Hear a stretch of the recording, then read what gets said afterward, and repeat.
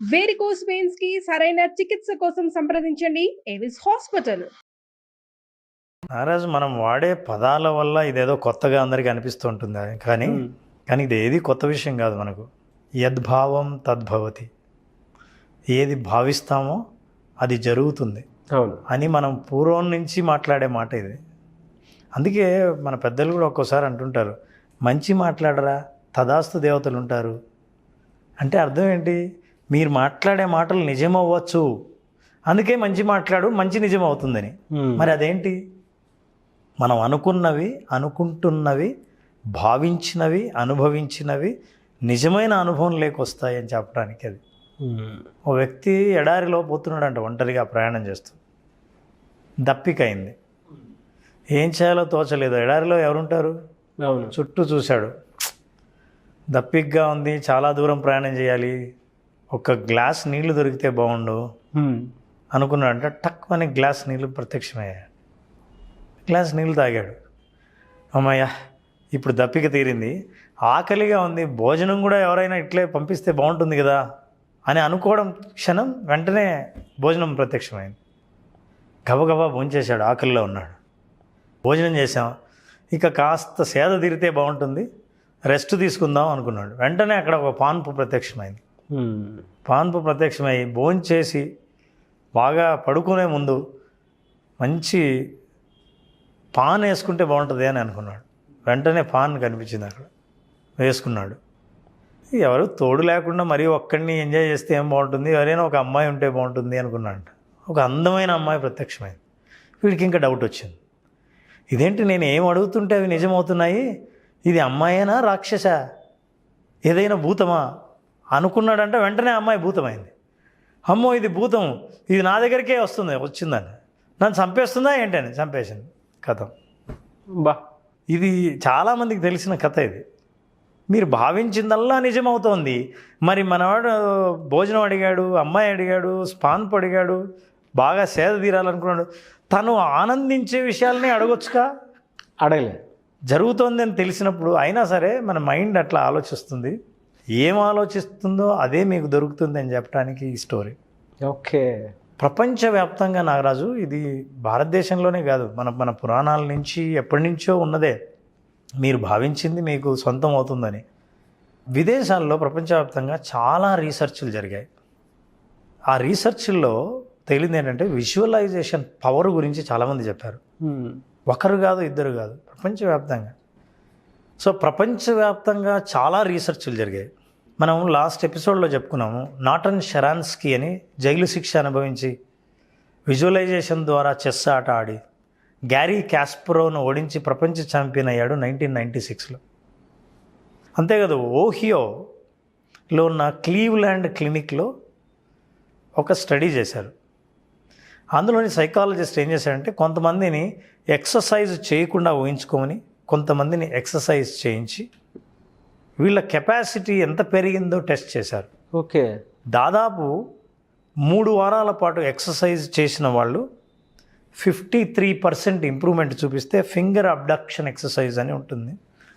ఆ ఎక్సర్సైజ్లో రోజు జిమ్కి వెళ్ళి 45 నిమిషాల పాటు 3 వారాల పాటు ఎక్సర్సైజ్ చేసిన వాళ్ళ కెపాసిటీ 53% పెరిగితే, ఏ ఎక్సర్సైజ్ చేయకుండా 15 నిమిషాల పాటు కళ్ళు మూసుకొని విజువలైజ్ చేసుకున్న వాళ్ళ స్ట్రెంగ్త్ చెక్ చేస్తే వాళ్ళ స్ట్రెంగ్త్ 35% పెరిగింది. హౌ గ్రేట్ అండి. సో మీరు ఏమీ చేయలేదు, 35% పెరిగింది. ఇలాంటి రీసెర్చ్లు చాలా జరిగాయి. శ్రీనివాస పిళ్ళై అని మన ఇండియన్ ఆథర్, సైకియాట్రిస్ట్ స్టడీ చేశాడు.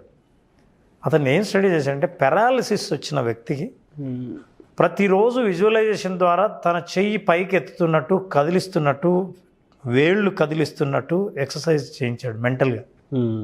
ఈ మెంటల్ ఎక్సర్సైజ్ చేసిన తర్వాత కొంతకాలం తర్వాత ఎక్సర్సైజ్ చేయకముందు స్టడీ చేశారు. ఎక్సర్సైజ్ చేసిన తర్వాత 6 వారాల తర్వాత చూస్తే మెదడులో బ్లడ్ సర్క్యులేషన్ ఇంప్రూవ్ అయ్యి అంతకుముందు కంటే బ్లడ్ సర్క్యులేషన్ పెరిగింది అని తెలిసింది. ఎటువంటి మసాజ్ కానీ ఫిజియోథెరపీ కానీ చేయకుండా. It's only mental exercise. ప్రతి స్పోర్ట్స్ అథ్లెటిస్ట్ చాలా చోట్ల స్పోర్ట్స్కి వెళ్ళే ముందర ఆ కండిషన్ను విజువలైజ్ చేయిస్తారు. సక్సెస్ అయిన తర్వాత మీరు ఎలా ఫీల్ అవుతారు, ఇంకా ఎలా ఫీల్ అవుతారంటే చాలామంది సార్ మేము విజువలైజ్ చేసుకున్నాం, మాకేమీ జరగలేదు, మాకు అనుకున్నది జరగలేదు, అనుకున్నది కాలేదు అని అనుకుంటారు. కానీ విజువలైజ్ చేయాల్సింది ఎట్లా అంటే దాని తీవ్రత ఎంతగా ఉంటే అంత సబ్కాన్షియస్, చాలామంది సబ్కాన్షియస్ అంటే అదేదో ఇంకో వర్డ్ అనుకుంటారు, అంత చేతన ఆ వ్యవస్థ ఏం చేస్తుందంటే మీరు అనుభవించిన ప్రతి భావాన్ని రిజిస్టర్ చేసుకుంటుంది. ఓకే. రిజిస్టర్ చేసుకున్న తర్వాత దాని పని ఏంటంటే ఎగ్జిక్యూట్ చేయడం. అందుకే కష్టాలు పడేవాళ్ళు కూడా కష్టాలని ఎక్కువ రిజిస్టర్ చేస్తారు, అది ఎగ్జిక్యూట్ చేస్తారు. బాధల్ని తలుచుకొని ఫర్ ఎగ్జాంపుల్ నారాజు నీకు ఒక జోక్ చెప్పాను అనుకో, నవ్వుస్తారా? నవ్వొస్తుంది. ఇదే జోక్ రెండోసారి చెప్పాను, అంత నవ్వు రాదు, కొంచెం. మళ్ళీ మూడోసారి చెప్పాను, రాదు. నాలుగోసారి చెప్పాను, బోర్ కొట్టేస్తాయి.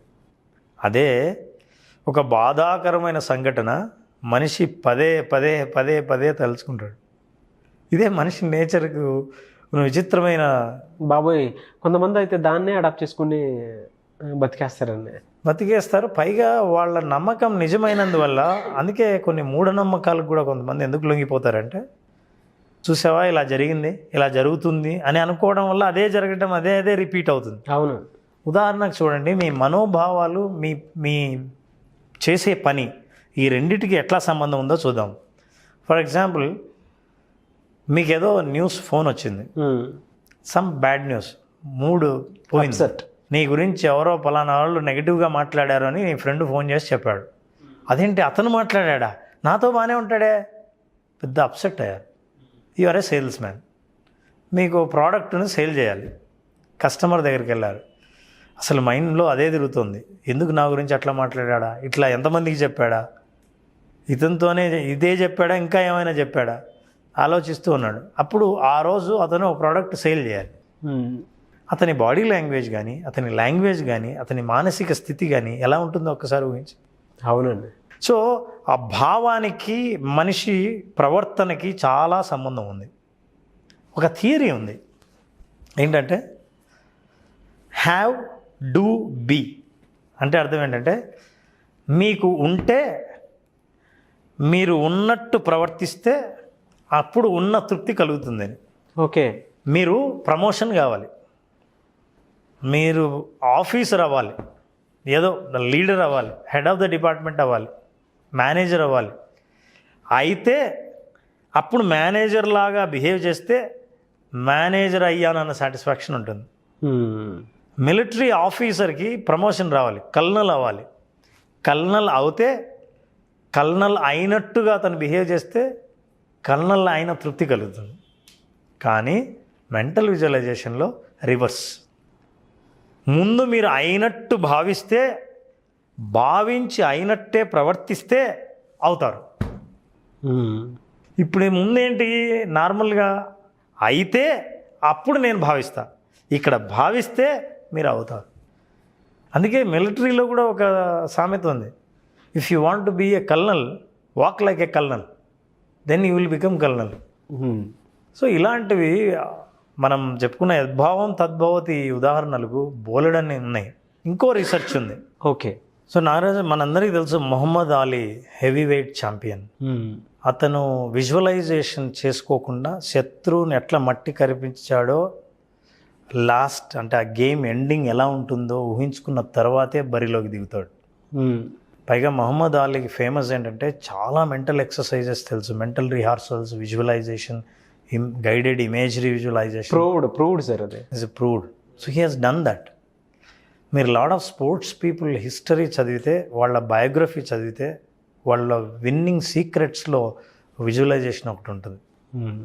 ఏంటంటే బ్రెయిన్కి ఎప్పుడైనా భావాలు చాలా ముఖ్యం. మీరు బాగా ఎమోషన్ ఫీల్ అయినప్పుడు ఆ భావాన్ని రిజిస్టర్ చేస్తుంది. మన ఇద్దరం ఇందాక ఒక కాల్ మాట్లాడాము, ఆ కాల్ మాట్లాడుతున్నప్పుడు ఆవిడ అనుకున్నది ఎలా సాధించింది, ఆ భావాలను ఎలా ఫీల్ అయింది ఎక్స్ప్లెయిన్ చేసింది, వినే ఉంటాం. అవును. She a very celebrity in fact, అయితే అలా మొహమ్మద్ అలీయే కాదు, అద్భుతమైన అథ్లెట్స్ అందరూ చేసే పని ఇది. మనము ఈ విజువలైజేషన్ ఏంటంటే వర్క్షాప్లో కూడా మనం చేస్తున్నది, ఎవరైతే అదే పనిగా అనవసరమైన ఆలోచనలు చేస్తున్నారో ఈ ఆలోచనలను అనవసరమైన వాటికి స్పెండ్ చేయకుండా మనకు కావలసిన ఆలోచనలను తీసుకురావటం కోసమే ఈ విజువలైజేషన్. ఓకే, ఒక్కసారి నీతో ప్రయత్నిద్దామా నాగరాజ్? Sure sir. మన ప్రతి ఎపిసోడ్లో సబ్జెక్టుగా వాడుకుంటున్నాను, చాలామంది లైక్ చేసినట్టున్నారు. అవును. Okay, sit straight, close your eyes. నేను చెప్పేంత వరకు కళ్ళు తెరవకండి. Relax, take a deep breath, breathe out, relax. నేను ఒక సిచ్యుయేషన్ చెప్తున్నాను, మీరు ఒక బీచ్ పక్కన నడుచుకుంటూ వెళ్తున్నారు. చాలామంది వ్యక్తులు బీచ్ దగ్గర ఉన్నారు. అలల శబ్దం, చల్లని గాలి వినిపిస్తోంది. అలల శబ్దం, చల్లని గాలి. పక్కన ఒక బజ్జీల బండి కనిపించింది. మిరపకాయ బజ్జీ తినాలనిపించింది. బండి దగ్గరికి వెళ్ళారు. జస్ట్ ఇమాజిన్ ఆ బండి ఎలా ఉంది, ఆ బండిలో పెట్టిన పెనం, ఆ కింద ఫైర్, కొన్ని ఆల్రెడీ తయారు చేసి పెట్టిన బజ్జీలు చూస్తే స్మెల్, ఫ్రెష్గా అప్పుడే వేయించిన బజ్జీల స్మెల్ మీకు తెలుస్తోంది. Just imagine how that smell would be, and you are enjoying that smell. And you ordered ఒక బజ్జీ ఇమ్మా అని అడిగారు. ఆ బజ్జీలు తయారు చేసే అతను ఒక పేపర్ ప్లేట్ తీసుకుని బజ్జీని ఆ పేపర్ ప్లేట్ మీద పెట్టి కత్తితో మధ్యకు కోసాడు. కోసి అక్కడే కోసి పెట్టుకున్న ఫ్రెష్ ఉల్లిపాయల్ని దాని మీద వేశాడు. వెంటనే పక్కనున్న ఓ నిమ్మకాయని కత్తితో 2 చెక్కలుగా కోసి మీ ముందర నిమ్మకాయని పిండుతున్నాడు. పిండుతూ ఉంటే ఒక్కో చుక్క పిండినప్పుడు చిన్న చిన్న తుంపర్లు నిమ్మకాయ నుంచి అలా వెదజల్లుతూ కనిపించాయి. ఫ్రెష్ నిమ్మరసం ఆ బజ్జీల మీద కంటికి కనిపిస్తోంది. ఈ బజ్జీలు అప్పుడే తయారు చేసినవి, ఉల్లిపాయలు అప్పుడే కోసినవి, వాటి మీద నిమ్మరసం పిండి అందిస్తున్నాడు. దగ్గరగా ఒక్కసారి చూసి దాని షేప్ ఎలా ఉందో, ఆ పేపర్ ప్లేటు పట్టుకున్నప్పుడు just feel the weight of that bajji. ఒక్కసారి చేతిలోకి తీసుకున్నప్పుడు ఆ బరువు, దగ్గరగా వచ్చినప్పుడు దాని నుంచి వచ్చే అద్భుతమైన వాసన, వెంటనే తినేయాలనిపించే కోరిక. మెల్లిగా ఆ బజ్జీని తీసుకుని నోట్లో పెట్టుకున్నాం. Just enjoy it. ఎప్పటి నుంచో తినాలని అనుకుంటున్నా వేడి వేడి బజ్జీ, బీచ్ పక్కన నువ్వు అనుకున్నట్టు తయారు చేసిన ఫ్రెష్ బజ్జీ, చాలా ఉప్పగా, కారంగా, పుల్లగా, అన్ని రకాలైన టేస్ట్లు. Just enjoy it, enjoy it. తినడం అయిపోయిన తర్వాత ఆ ప్లేట్ పక్కన పెట్టాం. వెనక్కి తిరిగితే ఒక కెమెరా నిన్ను షూట్ చేస్తోంది. ఆ కెమెరా వైపు తిరిగి నేను కౌంట్ చేస్తాను 5 నుంచి 0 దాకా. 0 చెప్పినప్పుడు కళ్ళు తెరవాలి. 5, 4, 3, 2, 1, 0. మెల్లిగా కళ్ళు తెరండి.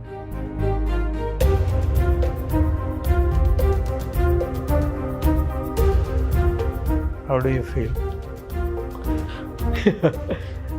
నీ అనుభవం ఎలా ఉంది? ఫ్రాంక్లీ అండి, నేను ఎంఎస్సి అక్కడ వైజాగ్లో ఆంధ్ర యూనివర్సిటీలో వెళ్ళాను. అదే బీచ్ గుర్తొచ్చింది. అవునా? అరే అరే. ఇది అందుకే నేను నాకు- చాలా క్యాజువల్గా చెప్పాను, నాకు తెలియదు.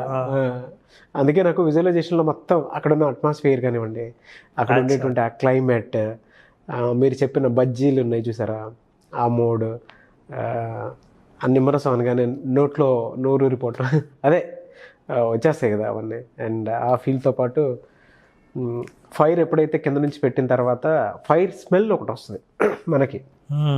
అది ఓ వెరీ గుడ్. అవన్నీ అలా తాకుతున్నాయి అనమాట. దాంతోపాటు ఆ ఫైర్ ఏదో నాకు తాకుతున్నట్టు దాని ఆ వేడి, అది వాళ్ళు బజ్జీలు వేసి అతని face wonderful, very good, very well. అవునవును, బజ్జీలు మధ్యలో కట్ చేశారు అన్నప్పుడు ఆ నైఫ్ ఆ బజ్జీని మిడిల్లో కట్ చేయటం, ఈ విజువలైజేషన్ అంతా క్లియర్గా చిన్న అంటే నాకు పాత రోజులు కూడా గుర్తొచ్చేసాయి అనమాట. వైజాగ్ ఒంటరిగా నుంచొని వెళ్ళటం అని అంటే అప్పుడు అదే ఉండేది. ఈవినింగ్ టైంలో అలా వెళ్తూ ఉంటే చుట్టూ వాతావరణం. సో ఈ విజువలైజేషన్లో మీకు తెలియకుండా నేను ఏం చేశానంటే కెమెరామెన్ను క్లోజ్గా పెట్టమని చెప్పాను ఎక్స్ప్రెషన్స్. ఆహా, అయితే ఆ ఎక్స్ప్రెషన్ చూస్తున్న వాళ్ళకి చెప్తున్నప్పుడు ఇన్స్ట్రక్షన్ శరీరం ఎలా స్పందిస్తోంది అంటే బాడీ కూడా నిజంగా వింటున్న ప్రతి మాటని బ్రెయిన్ అర్థం చేసుకుని ఆయా పాటలకు ఎట్లా స్పందించాలో కమ్యూనికేషన్ అందిస్తుంటుంది. మీరు తింటున్నారనగానే అది ఆ తినే ఇది ఉంటుంది చూసారా, అది తగులుతుంది నాకు, అంటే తెలుస్తుంది. ఇది నేను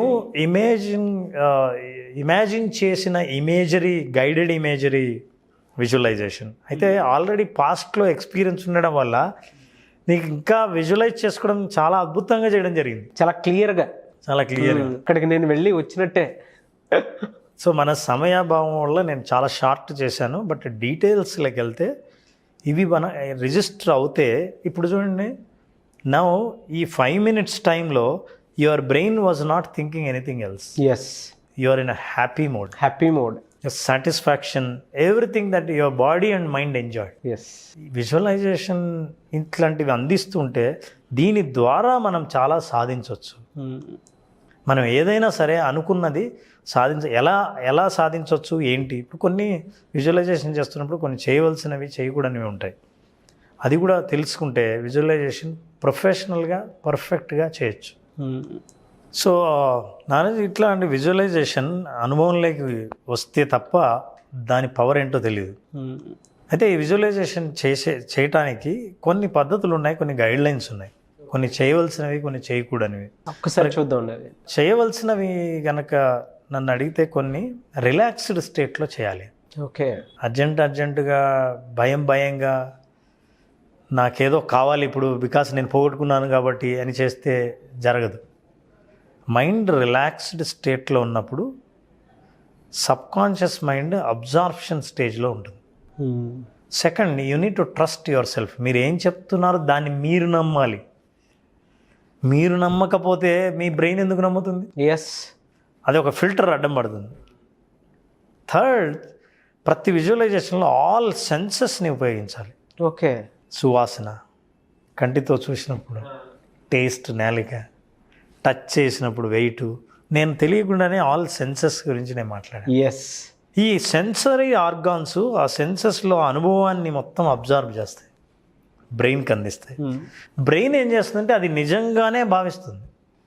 మీకు తెలుసా, ఈ కరెక్ట్ విజువలైజేషన్లో ఎవరికైనా మంచినీళ్ళు ఇచ్చి దాన్ని థమ్స్అప్గా ఫీల్ అయ్యేటట్టు చేయొచ్చు. NLP ప్రాక్టీషనర్స్ చాలామంది స్టేజ్ మీద చేసి చూపిస్తారు. సో యూ ఫీల్ అయిపోయిన తర్వాత అడిగితే నువ్వేం తాగావమ్మా అంటే థమ్స్అప్ తాగాను అంటాడు. ఎస్ అంటే ఏంటి అర్థం? బ్రెయిన్ అది నిజంగా థమ్స్అప్ అనే అనుభవాన్ని ఇచ్చింది. అవునవునండి. సో ఇది సాధ్యం. ఇది ఉంది, NLP టెక్నిక్ మీరు సంబంధించి చాలామంది చేస్తూ ఉంటారు. I've seen. This is the same visualising.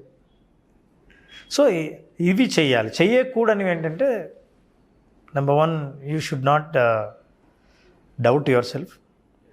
Don't doubt about how, ఇది ఎట్లా సాధ్యం, ఇది ఎలా అవుతుంది అని. అందుకనే మన సెషన్స్ కూడా ఎర్లీ మార్నింగ్ ఉంటాయి. 5 o'clock అన్నారంట కదా. ఎందుకంటే అప్పుడు కొంచెం లాజికల్ బ్రెయిన్ కొంచెం బాగా లోలో ఉంటుంది. అప్పుడు థింకింగ్ ఏంటంటే, అందుకే మన తెల్లవారుజాము కళలు నిజమవుతాయంటారు చూసారా. అవునవును సార్. అప్పుడు ఆలోచించినవి, అప్పుడు బ్రెయిన్లో రిజిస్టర్ అయినవి నిజమయ్యే అవకాశం ఉందని నమ్ముతారు.